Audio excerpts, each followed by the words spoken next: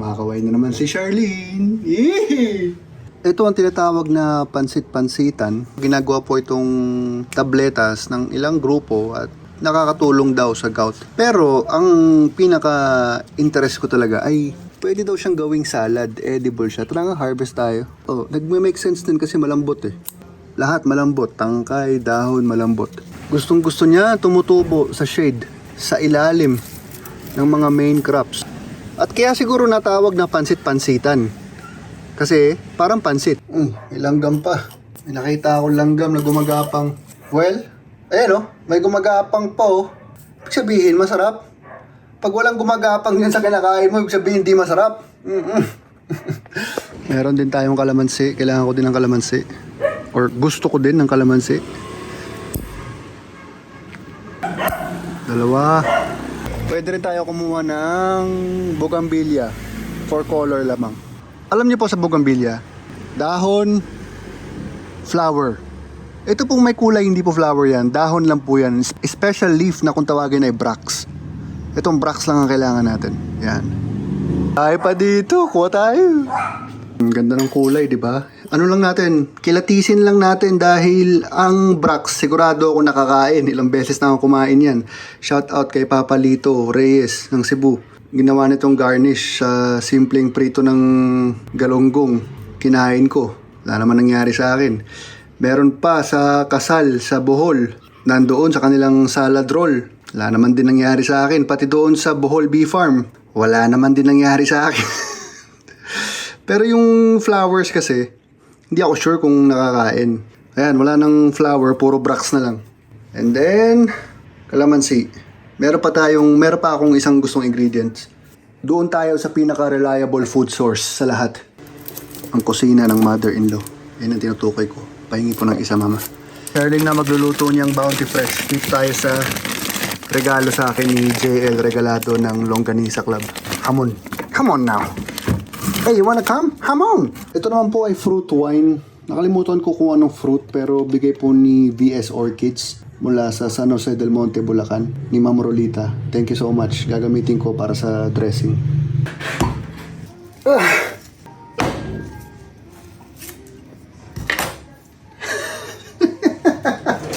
Tinanong ko si Sherilyn, sabi ko, pwede ka ba itong hiwain ng diretso? Sabi niya, oo, kung kaya mo. Eh ako naman, malaki ego ko eh. Bebe, ang tigas. Ha? Ang tigas. Edi, Press. ito mo muna, Oh, sige. 10 minutes sa fan, check natin kung mas madali na. Uy, mas malambot na nga. Yun!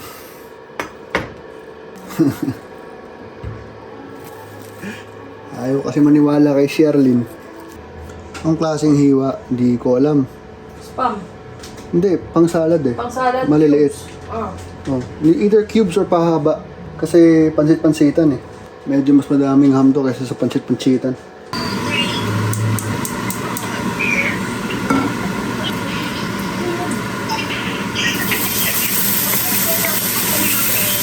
Kalamansi, habang nasa video call yung mga pamangkin ko. Koko, Pako, nag-cooking video na ba ko? Kung saan pagluto sa spam? Kung saan ka pag-cook sa spam? Ibutang og water. Okay. Water? Okay. Okay, mas madami na tayong karne kaysa sa pansit-pansitan. Hugasan na muna natin.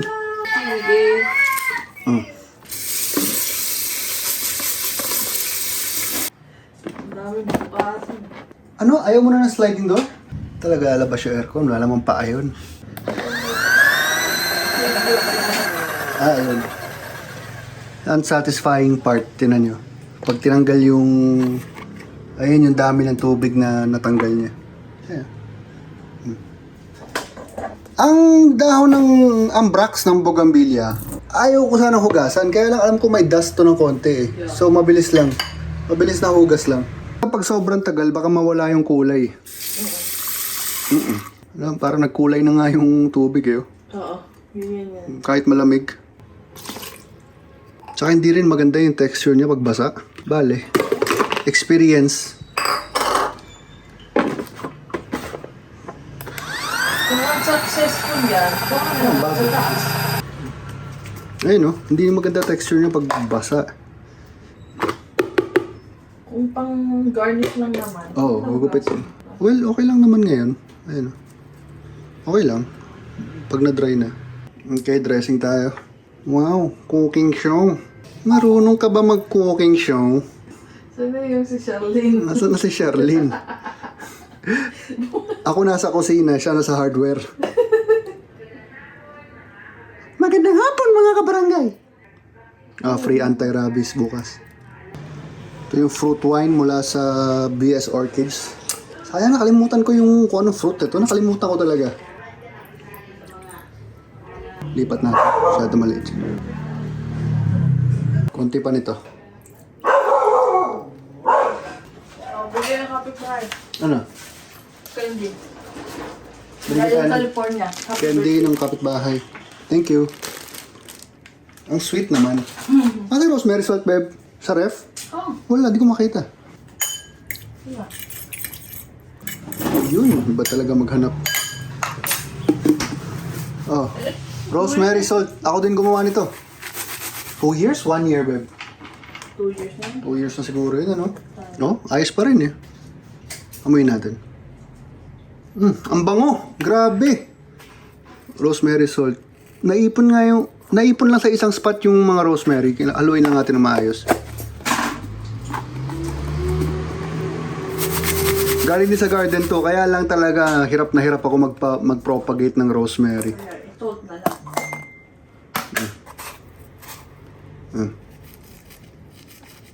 Ayan.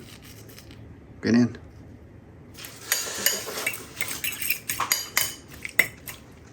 Ayan, konting oil sa dressing. Okay, okay na ito. Wine, oil, salt, G.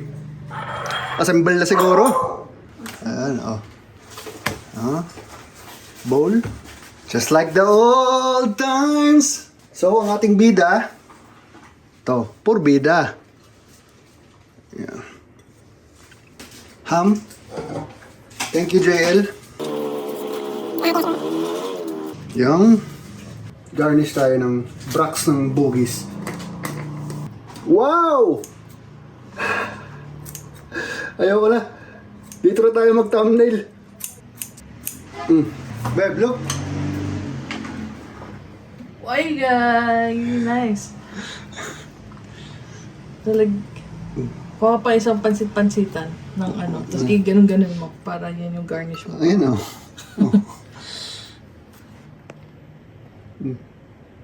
Look at that. Kumakaway na naman si Charlene. Yee! At least nakuna natin ng maganda pa siya. Halo na natin.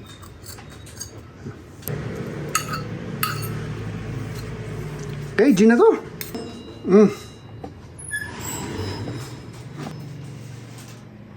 Unang tikim, ma'am sir.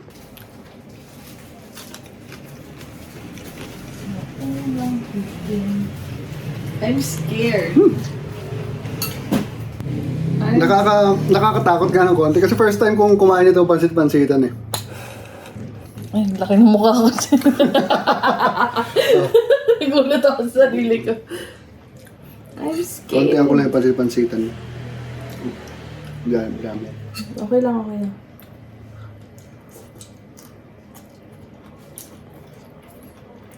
Kung sa tamis, no?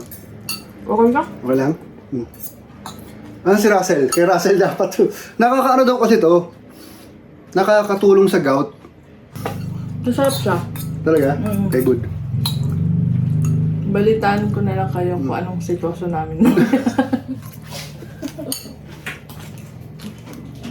Sarap siya, babe. I like it. As in, hindi mo lasang sagbot. Yeah, pero hindi siya yung mapait. As in, ano siya, parang siyang, alam mo yung munggong, bean sprout? Kaya nga, parang lang siyang tangkay ng munggo. Munggo lang. As Parang in, munggo lang, oo. Bean sprout yung white yun, di ba? Bean sprout mismo. Oo. Mang beans. Oh, mang bean sprout, oo nga. Bean sprout. Para siyang munggo. Kasi ma-crunchy siya eh. Tapos masarap. Now you know. Sherlyn approve na yun. Pati yung dressing, first time ko gumamit ng wine. Lah, kanina masakit-sakit pa ako. Ngayon, bigla na wala. Oh! Joke lang. Tapos after.